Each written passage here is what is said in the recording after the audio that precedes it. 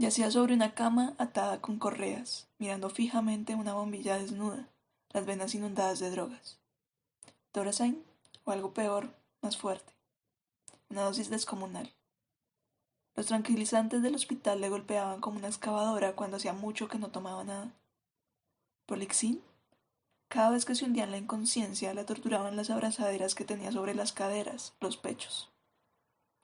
Estaba atrapada en un fuego en su antiguo departamento de Chicago. Las llamas le lamían la piel. Los pulmones se le llenaban de humo asfixiante. Intentó una y otra vez quitarse algo que se le había caído encima, escapar.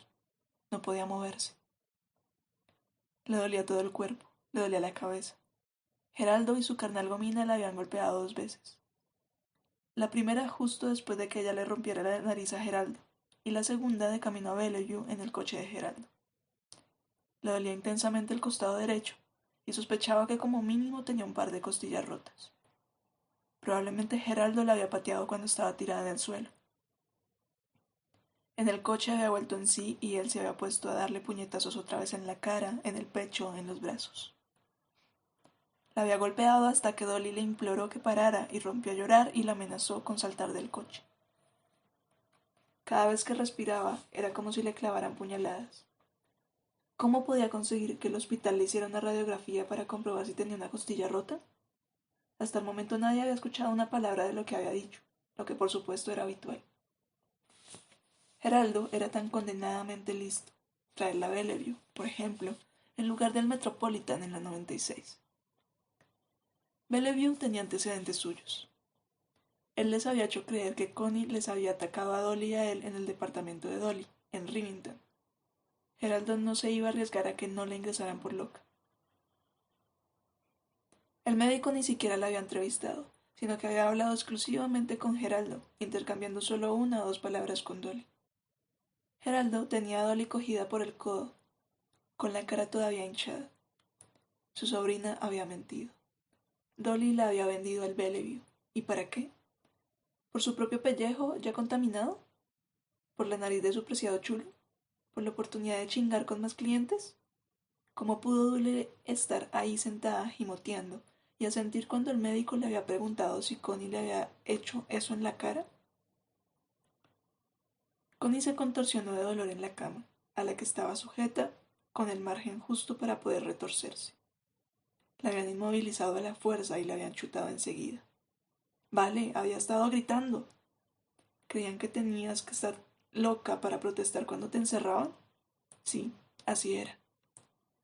Decían que la reticencia a la hospitalización era un signo de enfermedad, dando por sentado que estabas enferma, en uno de esos círculos viciosos.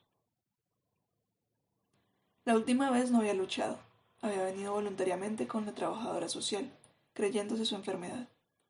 Había venido humildemente, contaminada de autodesprecio, harta de estar viva. La pantorrilla izquierda se le empezó a calambrar. Quería aullar del dolor. Anhelaba presionar con fuerza la pantorrilla entre las manos. La voladura de músculo se puso rígida.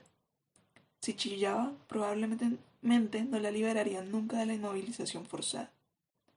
Se habían olvidado de ella, encerrada en ese cuarto de limpieza hasta que muriera de hambre. Se había meado encima. ¿Qué podía hacer? Ahora yacía sobre su propia inmundicia húmeda. Al principio fría, asquerosamente fría, ahora cálida gracias a su cuerpo, y apestosa.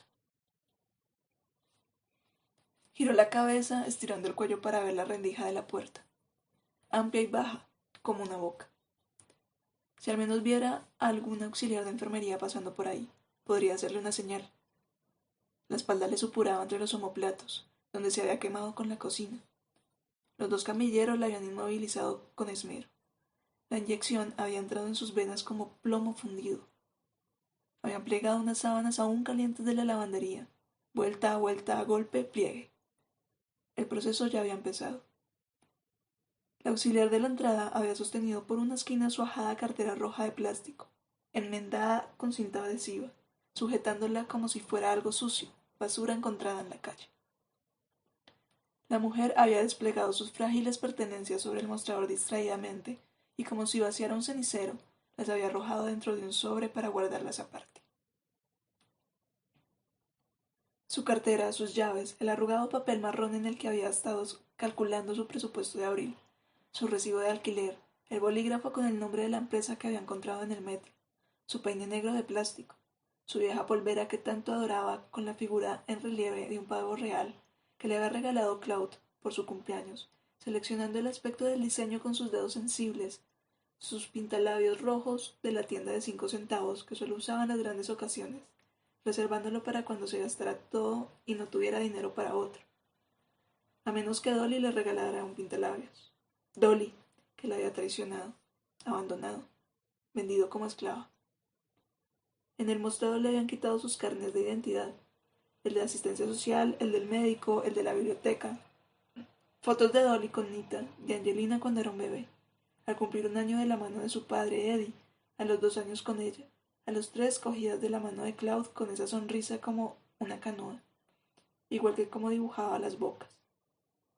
No había fotos de Angelina a los 4 años, o a partir de entonces. ¿Podría Angelina, a través del vínculo de sangre, ese fantasmal cordón umbilical, sentir el tormento de su madre desde Larmont o Scardale? Le dolían muchísimo la espalda y la pantorrilla. La cara le palpitaba. La costilla le apuñalaba en cada respiración. Tenía un hombro herido, pues Geraldo le había torcido el brazo en el asiento trasero del coche hasta que pensó que se quebraría. Tenía la lengua hinchada y la boca llena de sangre como la había tenido Dolly. Un sabor fétido, el de ella misma. El olor de su propio pis le alcanzó los orificios de la nariz. Empezó a llorar. Entonces se atragató con sus lágrimas y se detuvo aterrorizada. No podía sonarse la nariz. Las lágrimas le caían dentro de la boca. Estaba amarrada como un ave en un día festivo, lista para meterla al horno. Ese médico. ¿Cómo se llamaba? Bastante joven, con el cabello castaño fino y delicado, peinado hacia atrás, ni corto ni largo. No dejaba de bostezar o de intentar suprimir los bostezos, de manera tal que los músculos de las mandíbulas se le flexionaban de un modo extraño mientras le hacía preguntas a Geraldo y completaba el formulario de ingreso. Geraldo actuaba de manera muy recatada. Tenía buena mano con la autoridad, como correspondía a un buen chulo. Respetuoso, pero seguro de sí mismo. De hombre a hombre, chulo y médico comentaban su condición mientras Dolly sollozaba. El médico solo le preguntó su nombre y la fecha. Al principio, Connie dijo que era el día 14 y después dijo el 15, pensando que debía ser pasada la medianoche. No tenía idea de cuánto tiempo había estado inconsciente. Escúcheme, doctor. A mi sobrina no le pegué. Llévesela a una habitación aparte, lejos de él, y pregúntele si la golpeé. Él fue quien la golpeó. El doctor siguió escribiendo notas en el formulario. Connie era un cuerpo registrado en la morgue, carne para poner sobre la balanza. Intentó explicarle a la enfermera que le puso la inyección, a los camilleros que la ataron a la camilla, que era inocente, que tenía una costilla rota, que Geraldo la había apaleado. Era como si hablara otro idioma, ese idioma que el amigo de Claude habría aprendido y que nadie hablaba, yoruba. Actuaban como si no pudieran oírte. Si te quejabas, lo tomaban como un signo de enfermedad. La autoridad del médico se ve cuestionada si el paciente se atreve a emitir una declaración de diagnóstico. Había escuchado a un médico decir a un residente, enseñándole a no escuchar a los pacientes. Había pasado por eso la última vez que había estado aquí, cuando había venido con dolor de muelas. Al final, cuando la enfermera y las auxiliares dejaron de interpretar sus quejas como parte de su patrón de comportamiento enfermizo, se había transformado en un absceso enorme. Tonta, pobre tonta que se había dejado volver a encerrar. Había saltado al fuego. ¿Por qué lo había hecho? ¿Por qué? Aún yaciendo en una contemplación forzada, encontró esa rabia intacta brillando en su interior. Odiaba a Geraldo y hacía bien. Atacarle había sido muy distinto a transformar su rabia, su pena o la pérdida de Claude en autodesprecio, en anfetaminas y tranquilizantes, en entregarse a la bebida, al vino, en verse a sí misma en Angelina y abusar de ese ser renacido en este sucio mundo. Sí, esta vez era diferente. Había atacado a alguien que no era ella misma, ni ella misma dentro de otro ser, sino Geraldo, el enemigo. No se había equivocado al intentar defender a Dolly, la persona más cercana a ella ahora, su sangre, casi su hija. ¿Cómo iba a permitir que Geraldo descuartizara a Dolly? Le había destrozado la nariz, sí. A pesar de todo su dolor, sonrió al ver ese momento. Le había destrozado la nariz y nunca volvería a verse como antes. La última vez que había estado ingresada había aceptado la condena de la enfermedad, la carga del pesado juicio que ellos dictaban y que ella debía reverenciar. Esta vez no estaba avergonzada. Saldría pronto. Estaría claramente capacitada, sana, íntegra. ¿Cuánto tiempo había permanecido atada a la cama? No distinguía el día de la noche. Se habían olvidado de ella y moriría aquí, en su propio pis. Por momentos no podía soportarlo más y chillaba tan fuerte como podía y clamaba que se abrieran las paredes. Los momentos duraban siglos. Estaba rabiosa. Las drogas hacían que su mente se volviera extraña. La habían cazado, la habían paralizado. Flotaba atrapada como un embrión en alcohol, esa cosa horrible que tenía la gente de derecho a la vida en aquella furgoneta estacionada en la calle. La habían atrapado en un momento desprendido del tiempo y que no terminaría nunca, no se acabaría nunca. Estaba fuera de sí. Sí, ahora estaba loca. ¿Cómo podía dudarlo? Mojada, recostada sobre su propio pis mientras su cuerpo gritaba y la droga la volvía espesa como el plomo. Por momentos caía en una duermevela caliente, bochornosa, y en otros el dolor de la espalda o la costilla o la boca la desgarraba a través del sueño y se despertaba enloquecida de pena y llanto. Por favor, por favor, por favor, vengan, por favor, déjenme ir. Alguien, por favor. No llegaba ninguna respuesta. Era una locura. Llorar y gritar y maldecir y chillar no servía para nada. Estaba dormilando en ese sueño febril sin descanso ni alivio, cuando la puerta se abrió de par en par. Dos auxiliares entraron y la desataron. Se arrojó hacia adelante, débil como un hilo. Podía ver en sus caras asco, aburrimiento. Olía mal, apestaba. La arrastraron por el pasillo como un saco de basura y no prestaron ninguna atención a lo que intentaba decirles. Por favor, les ruego que me escuchen. Me golpearon antes de que me trajeran aquí. Me duele mucho la costilla. Por favor, escuchen. Entonces yo le dije, a ti te va bien. Tú no tienes que tratar con esos animales todo el día. La mujer era una robusta rubia teñida que hablaba con un leve acento centroeuropeo. Lo único que haces es venir 2 días y echar unas partidas con los mejores. Para ti es fácil hacer comentarios. Los de terapia ocupacional lo tienen fácil. La otra mujer medía 1,80 m, era fornida y negra. Más claro, agua. Es que no vivimos bien, Annette.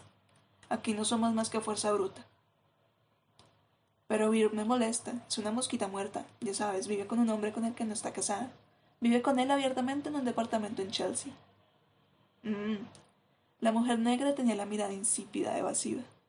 Vamos a la bañera, chalada, le dijo a Connie desde arriba. Comenzaron a quitarle la ropa. Puedo desvestirme sola. Uy, uy, uy, madre mía, qué desastre. ¿Esta saltó por la ventana o qué?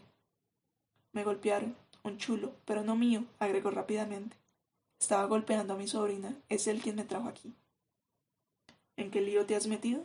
Inquirió la auxiliar negra, empujándole a la ducha como si fuera un perro al que hay que bañar. Bonitos moretones tienes. Olerá mejor cuando salga. Me pregunto cómo puede vivir así sin lavarse nunca. Pero es lo que pasa cuando estás enferma, dijo la rubia con altivez. A lo mejor estuvo durmiendo en la calle, en los portales. A veces los veo por ahí. Quería gritarles que se lavaba tan a menudo como ellas, que eran ellos quienes la habían hecho oler mal, quienes habían hecho que se ensuciara, pero no se atrevió. En primer lugar, no escucharían, y en segundo lugar, podían hacerle daño. ¿A quién le iba a importar? Como sus ropas apestaban, le dieron una pijama azul 3 rayas más grande y una bata de color indefinido. Mala suerte que lo hubieran forzado a aislamiento nada más llegar. Si simplemente hubiera entrado en el pabellón por su propia cuenta, habría podido conservar su ropa de calle y más cosas. Aquí un pedazo de papel, un libro, un pañuelo, un trocito de lápiz, una horquilla para el pelo. Eran objetos de un valor tan preciado que afuera sería inconcebible. Tesoros irreemplazables.